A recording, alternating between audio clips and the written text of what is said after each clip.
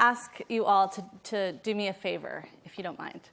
Before I begin, I'd like us all to call into our minds a child or children who we love. So it can be a daughter or son, it can be a godchild, it can be a niece or a nephew, a brother or a sister. And just picture in your mind's eye who that kid is. And I will be picturing this one. Yeah, I think she's kind of cute. But that's my daughter, Ida. That was on her second birthday. One of her friends gave her that tiara that she insisted on wearing for the whole rest of the party. And so I'll be thinking of Ida. And when Ida was 2, right around this age, when she was 2, she fell in love, deeply, madly in love. Her name was Dora. And Dora was pretty cool. She was adventurous. She even spoke Spanish. She was pretty cool. Yep. She also sold Band-Aids. And if you're a parent out there, you might have had some experience with the Dora Band-Aid. But if you have, you would know what I mean when I say my child became obsessed with these Band-Aids. It was the kind of obsession that got her faking injuries just so she could wear them. And I got completely sucked into supporting her habit. I'd like to tell you that that desperate woman hunting down the Dora Band-Aids late at night at Rite Aid wasn't me. It was. Of course, cute, charismatic cartoons like Dora aren't just selling Band-Aids. The food industry has figured out how to use cartoon characters to get kids hooked on their products too.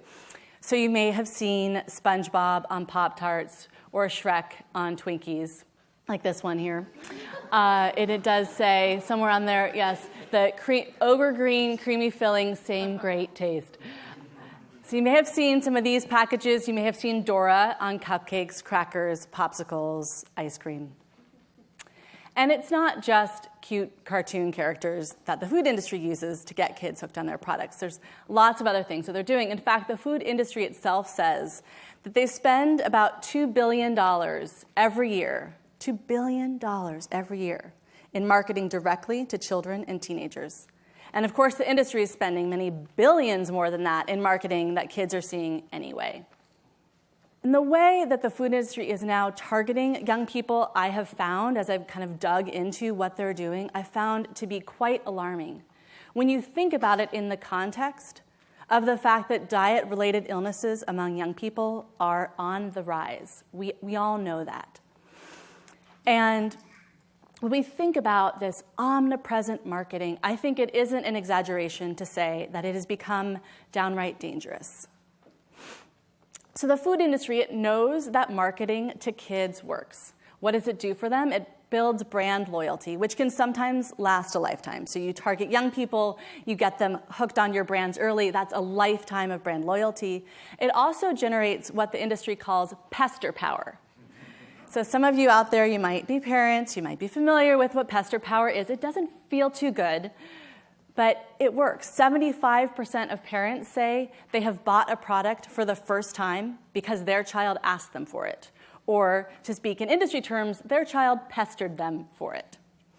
The more I learned about the ways that children and teens are being bombarded with food marketing, the more outraged I have become. And you might be too, as you learn some of what I'm about to share with you today. If a child watches a typical amount of television every year, they will now be seeing 4,600 ads for food and drink. Most of those ads will be for foods and drinks that are high in fat, sugar, and salt. So 4,600 ads every single year. And what we know about seeing those ads is we know it gets kids to prefer certain brands. We also know it gets all of us to just eat more, period. So you might think, well, okay, so the answer is simple. So they're being bombarded on television, so just turn off the TV. You know, just don't expose kids to TV. Well, it's not that simple. You see, junk food marketing to children and teens has now become nearly impossible to avoid because so much of it is happening outside of a parent's control and beyond our reach. So there are now, I was particularly shocked when I discovered this, there are now classroom curricula sponsored by Oreo cookies. This is the Oreo cookie counting book. There are also the M&M counting book. There is the Spark Creativity with Fruit Loops activity book for preschoolers. And the list goes on and on and on and on. You can now find corporate logos in school gymnasiums, in community centers, in school hallways, in yearbooks. They're even trying to get on school buses. There's also this kind of new wave of marketing where you have junk food companies and fast food companies trying to partner with trusted public institutions to help build that brand loyalty. So a few years back, there was a partnership between McDonald's and Big Macs and UNICEF. And I just don't really think Big Mac and UNICEF should really be in the same sentence. So you're having that kind of marketing. And you're also starting to see some marketing posed as charity. So you have initiatives like Pepsi Refresh or My Coke Rewards, which is billed by Coca-Cola as this great fundraising tool for schools. Some of you may have heard of My Coke Rewards. The concept is you buy Coke products, you get reward points, and then you can redeem them for a whole range of different prizes, including those you can get for your school. So we looked into it a little bit, and we found that to get this physical activity pack, there's some whistles in there, some jump ropes, some balls. Do you know how many cans of Coke you would need to buy to get enough reward points for your school to earn this? 55,000 cans of Coca-Cola. 55,000 cans of Coca-Cola. It doesn't really seem like such a deal to me. So what I have found actually particularly upsetting about how the food industry is marketing to children and teens is that when you dig into the research about it, what you find is that young people of color are bearing the brunt of this marketing. African American teens, for instance, are barraged with 80% more ads for sugary drinks than white teenagers. And this is especially upsetting because African American children and teenagers are already among the hardest hit from diet-related illnesses. And that inequality is made even worse by race-based target marketing. So what does the food industry say about all this? They're saying, well, we're marketing to kids less. We're doing it less. But the truth is that they're just changing where and how they're doing it. So they're no dummies.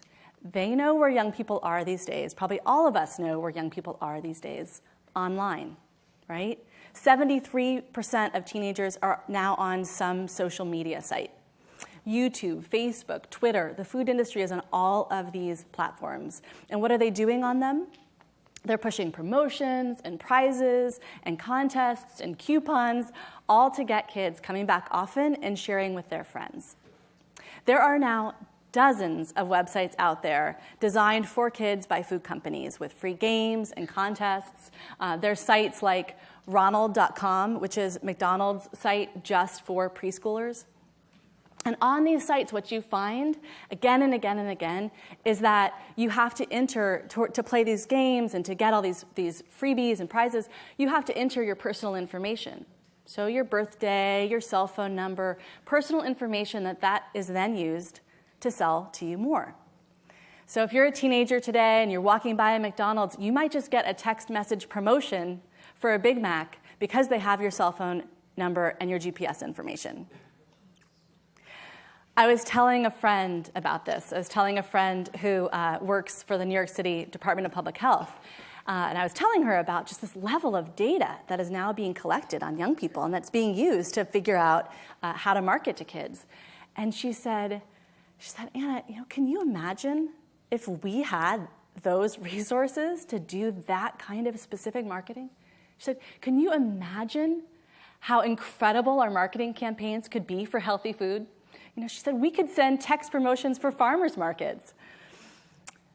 But the public health department doesn't have that level of resources or that level of data. The food industry does.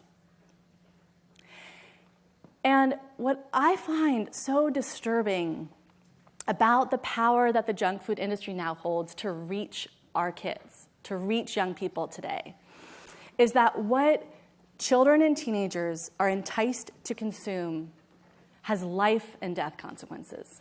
And when I say life and death, I am not exaggerating.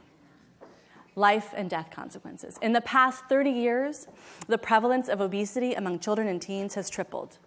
Today, a child born in this country has a 1 in 3 chance of developing diabetes at some point in their lifetime. For African American and Latino kids, that is a 1 in 2 chance. 1 in 2. And it's not just diabetes, it's also heart disease and high blood pressure, asthma, even certain cancers. It's diet-related illnesses that are having many doctors see conditions in their practice that they have never seen before. Like the pediatrician I met in Maine who was telling me that young people in their 20s are coming in to get dentures because they have been drinking soda for their entire lives, in their 20s.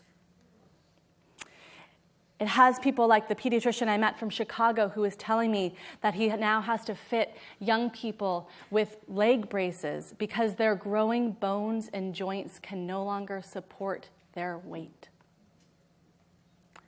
It's tragic, and it's so tragic because this is all totally preventable. It doesn't have to be this way. And you don't have to be a parent to have your heart break hearing these stories, right? We all have children in our lives who we love, and we're all paying the price for this crisis in mounting healthcare costs. But I am not just here to tell you how bad things are. I'm not just here to tell you how upset as a parent I am. I'm also here to talk about what we can do about it. And here is where there is some incredible good news, because all over the country, there are people putting pressure on policymakers and on companies to protect kids from these dangerous marketing tactics. I'm here to tell you about the state of Maine that was the first to pass a statewide ban on marketing junk food in schools. I'm here to tell you about the people of Los Angeles who finally said enough and put a moratorium on opening new fast food franchises in certain neighborhoods. I'm here to tell you about the campaign for commercial-free childhood, which stopped McDonald's from advertising on report card envelopes that would have promised elementary school students free Happy Meals for good school performance. I'm here to tell you that all over the country, people are passing policies and winning lawsuits, changing school norms, all to protect our kids and promote healthy eating. And the good news is this works. We know that when you teach kids about why food matters, give them access to it, that they go for it. And I'm seeing proof of that everywhere I go. Like the teenager I met who, before working on this urban farm program, that the only vegetables she had ever eaten were those that became between 2 hamburger buns, and told me that now, thanks to working on this farm, she had become a salad fanatic. So we can raise healthy kids who love food that's good for their bodies. We can, but not in this food environment. So what we're talking about doing is huge. We're talking about changing social norms. But we've done it before, and we can do it again. And we can do it by standing up stronger, standing up taller, speaking up louder, joining with campaigns that are happening across the country, like those from Corporate Accountability International, with their campaign to suggest it might be time for Ronald to retire down to Florida. The campaign for commercial-free childhood, which has successfully stopped logos going on school buses everywhere they have tried to do that. Groups like the Center for Science and the Public Interest, and my group, the Food Mythbusters. Food companies say that it's up to parents to raise healthy kids. That's what they say. And I agree, absolutely. And that's why I say to those corporations, then leave parenting to us, right? Don't tell children what's good to put into their bodies. I have 2 daughters now. That's Ida and her baby sister, Rosa. And to the junk food industry, I say this. My children, all of our children, are none of your business. Thank you.